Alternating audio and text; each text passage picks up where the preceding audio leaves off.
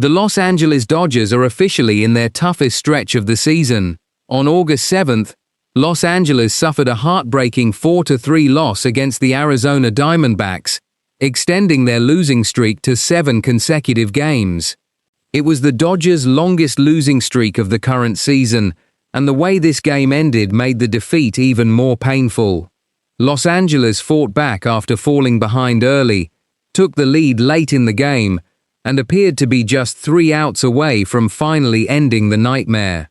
But one dramatic swing in the 9th inning completely changed everything.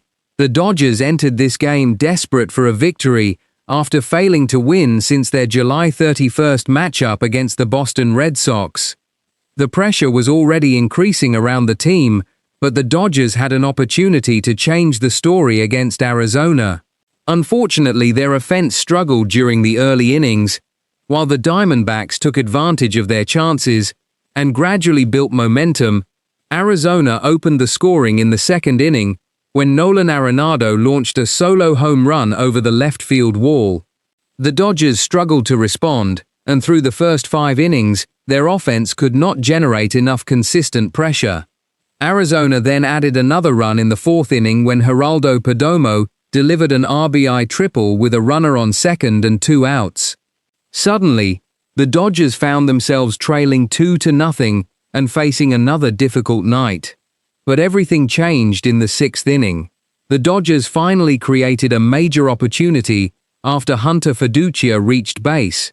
Shohei Ohtani and Andy Pages then drew consecutive walks, loading the bases with only 1 out.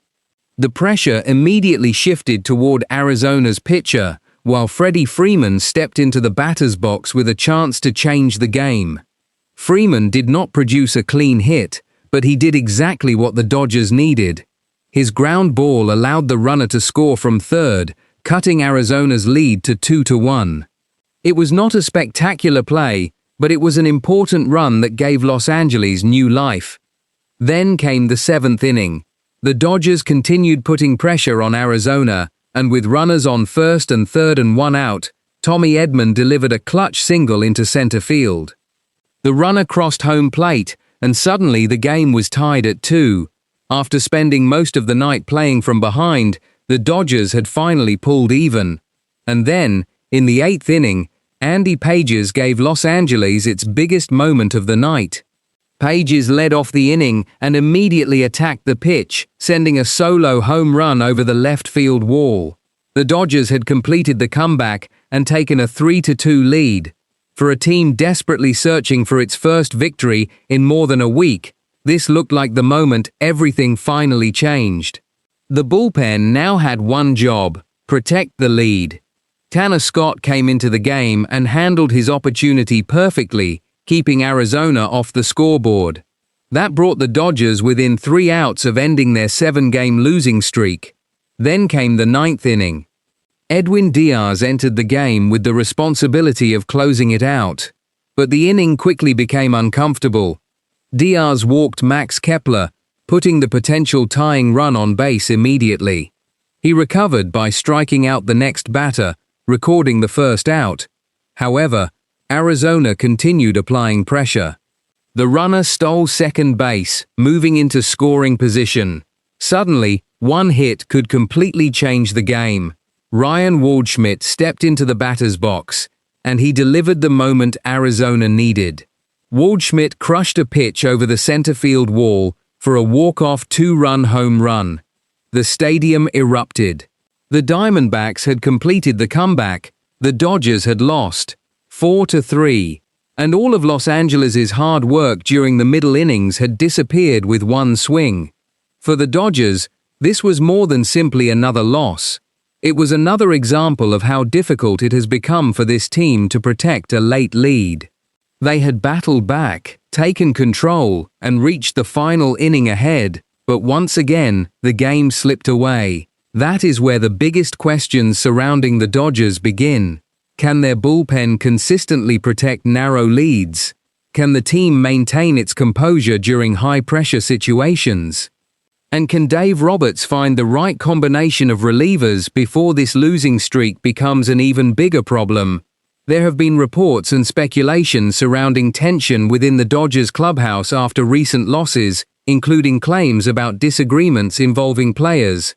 However, those reports should not be treated as confirmed unless supported by reliable sources.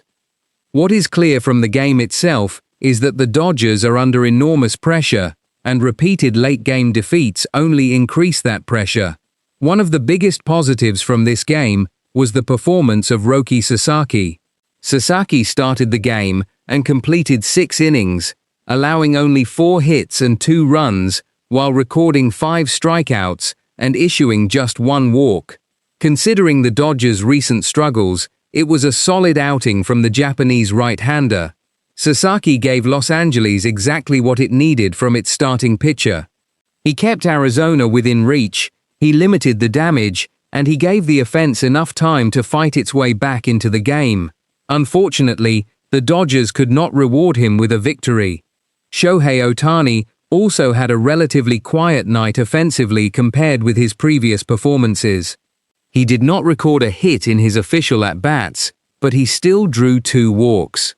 Those walks were important because they showed that even when Ohtani is not making hard contact, he can still force opposing pitchers to work and create opportunities for the hitters behind him.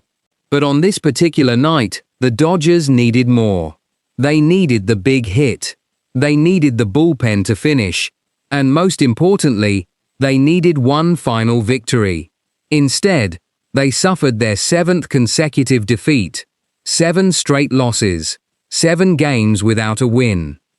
And another reminder that the Dodgers have a lot to fix before they can return to their best form.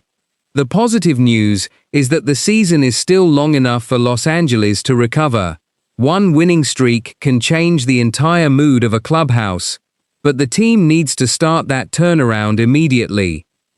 The starting pitching has to continue producing performances like Sasaki's. The offense needs to capitalize on scoring opportunities, and the bullpen must find a way to turn late leads into victories, because right now, the Dodgers are not losing because they lack talent. They are losing because they are failing to finish. That is the biggest difference. They fought back against Arizona. They took a late lead. They came within 3 outs of victory, but the Diamondbacks delivered when it mattered most. Now, the Dodgers have to respond.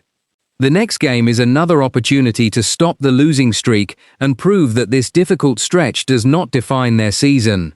Shohei Ohtani and the rest of the Dodgers have the talent to turn things around. But talent has to become execution, and execution has to become wins. 7 consecutive losses have created serious pressure. Now Los Angeles needs answers. Thanks for watching Baseball Pulse. Make sure to subscribe, turn on notifications, and share this video with another MLB fan. And let us know in the comments, can the Dodgers finally end their 7-game losing streak?